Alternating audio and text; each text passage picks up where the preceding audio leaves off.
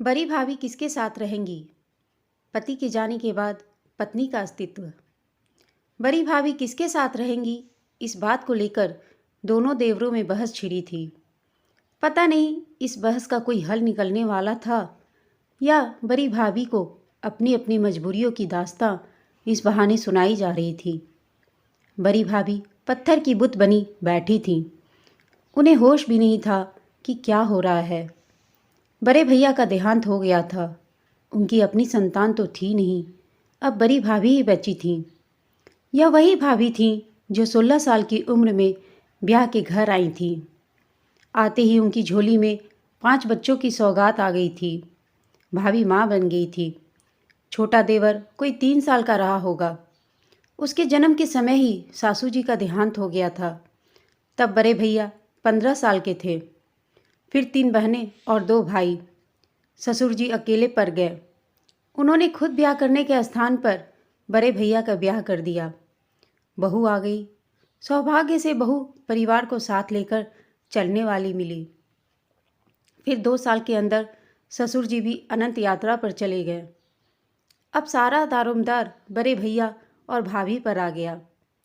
रात दिन मेहनत की, पुश्तैनी ज़मीन बेची, बहनों की अच्छे घर में शादी की और भाइयों को पढ़ाया लिखाया, अच्छे घर में ब्याह किया।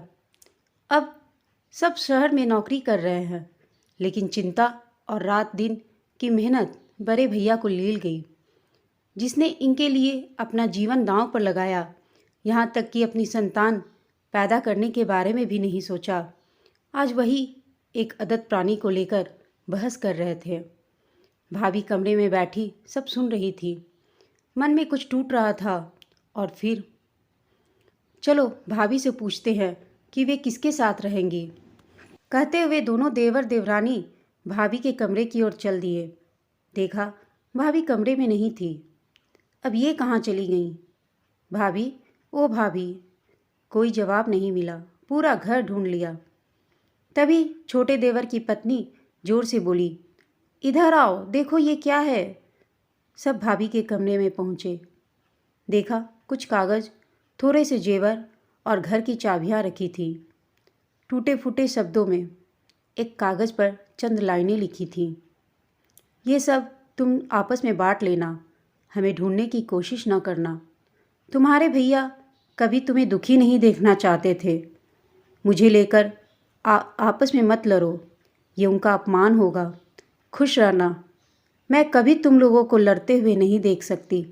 इसलिए ये पढ़कर सबके चेहरे लटक गए। अपनी कृतज्ञता को का पश्चाताप उनके चेहरों पर साफ दिखाई दे रहा था। भाभी का एक एक उपकार याद आ रहा था और साथ में उनका दृढ़ निश्चयी स्वभाव भी कि अब अगर उन्हें ढूंढ भी लिया तो शायद ही वह किसी के साथ रहें। लेकिन अब पछताए होत क्या जब चिड़िया चुग गई खेत। दोस्तों, क्या एक पत्नी का उसके पति के बाद कोई अस्तित्व नहीं होता? यह कहानी कैसी लगी हमें कमेंट करके बताइएगा। साथ ही एक छोटी सी रिक्वेस्ट है कि अगर कहानी अच्छी लगी हो तो इसे लाइक, शेयर और चैनल को सब्सक्राइब ज़रूर कर दीजिएगा। कहानी सुनने के लिए आप सबका धन्यवाद।